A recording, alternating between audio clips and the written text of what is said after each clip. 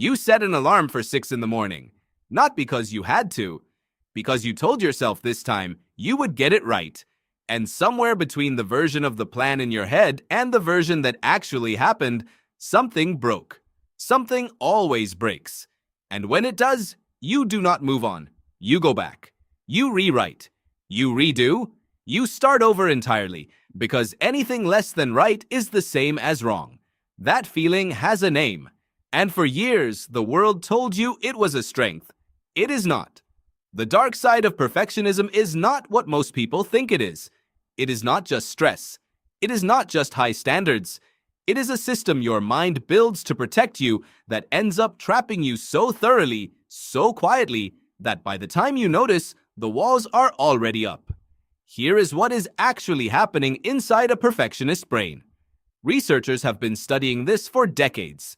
In the early 1990s, psychologists Paul Hewitt and Gordon Flett developed one of the most widely used models of perfectionism and found something that changed how the scientific community understood the whole concept.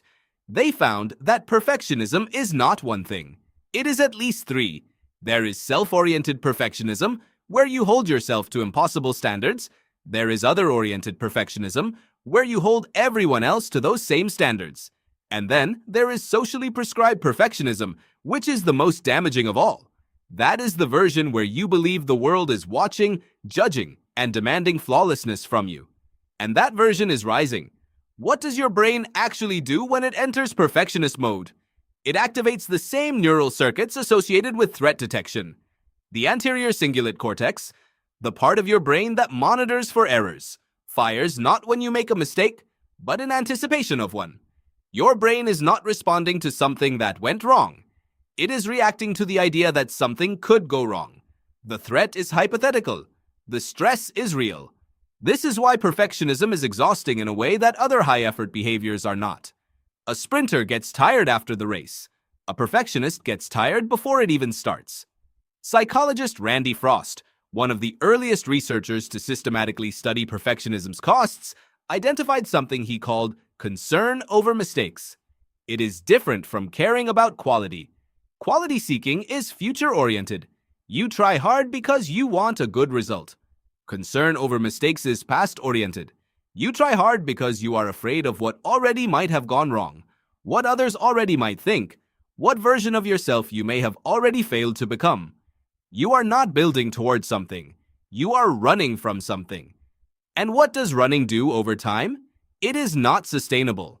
The data on this is consistent and unambiguous.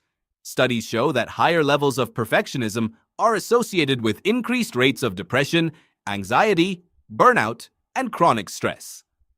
A 2017 analysis of 57 studies involving over 25,000 participants found that perfectionism is linked to a greater risk of anxiety disorders and that the correlation grows stronger, not weaker, with age. The older you get, the more years you have spent under those internal standards and the heavier they become. This is not what the self-help industry told you. The story most people are taught is that perfectionism is a flaw you can spin into a strength. The job interview answer, the humble brag. My biggest weakness? I just care too much. I am a bit of a perfectionist. And the room nods, because somewhere along the way, someone decided that holding yourself to high standards was automatically virtuous. But high standards and perfectionism are not the same thing. Healthy high standards are flexible. They adjust to context, to feedback, to reality. Perfectionism is rigid. It does not respond to new information. It responds only to whether or not the outcome matches a predetermined internal image of right, and that image is almost always one that cannot exist in the real world. The philosopher Alain de Botton wrote that perfectionism is a kind of love that has nowhere to land. You love the idea of something so completely that nothing real can ever measure up to it. Every finished draft is a fallen version of the one that existed only in your mind. That is not discipline. That is grief on a loop. Here is the mechanism underneath it all.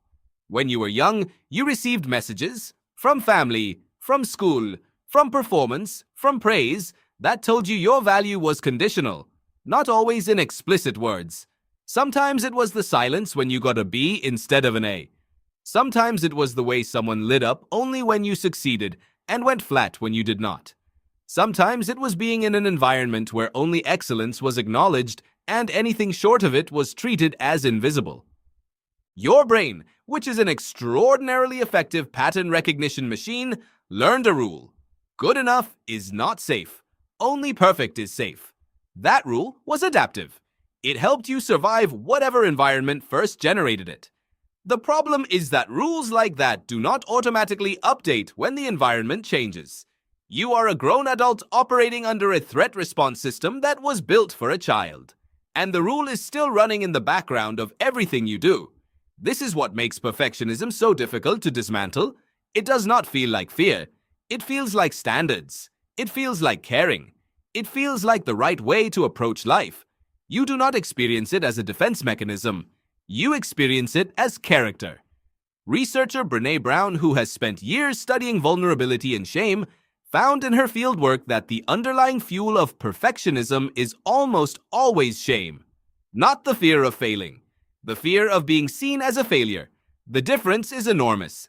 Failure is an event. A failure is an identity.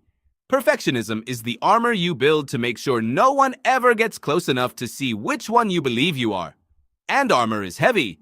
There is a specific way perfectionism destroys output that almost no one talks about.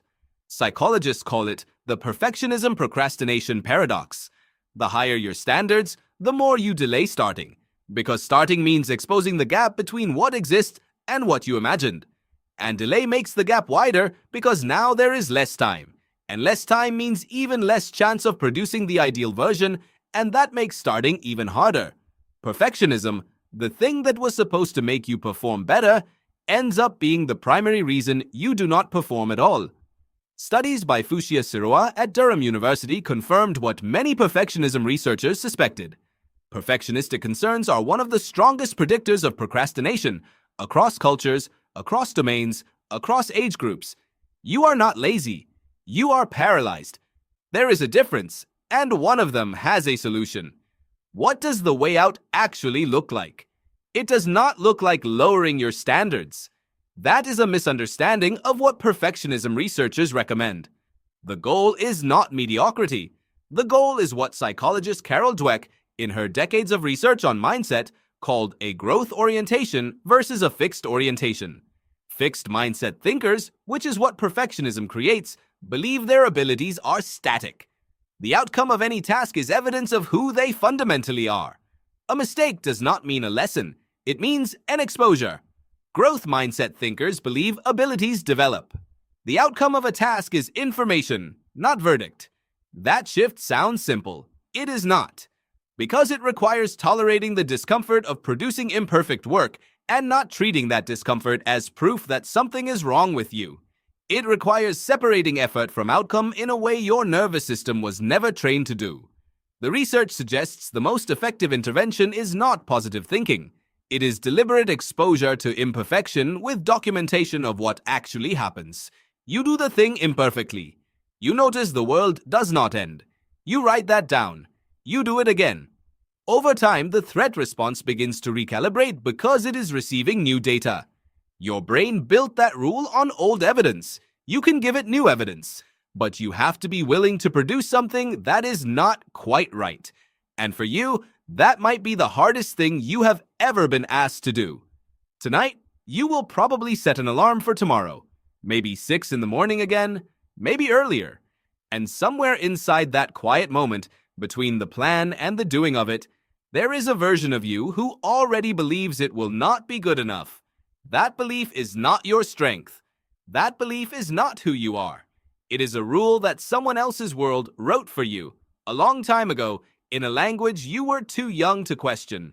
You can question it now, imperfectly. That is exactly how it starts.